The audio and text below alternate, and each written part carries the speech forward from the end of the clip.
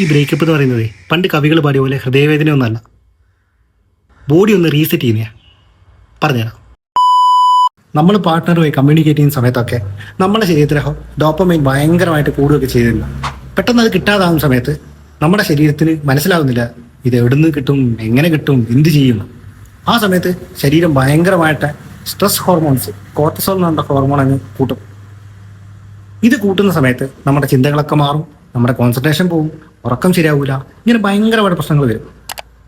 ഈ കോർട്ടിസോൾ കൂടിയാൽ തന്നെ നമുക്ക് ആങ്സൈറ്റി കൂടും, അതുപോലെ ഉറക്കത്തിൻ്റെ പ്രശ്നം ഉണ്ടാവും, ഓവർ തിങ്കിങ് കൂടും.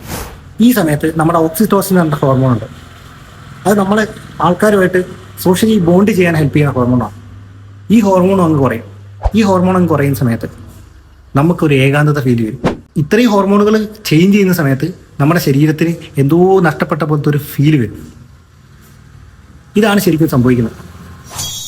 അപ്പോൾ ബ്രേക്കപ്പ് സംഭവിച്ചാലും നമ്മുടെ ശരീരത്തിന് റീസെറ്റ് ചെയ്യാനുള്ള ഒരു സമയം കൊടുത്താൽ മതി.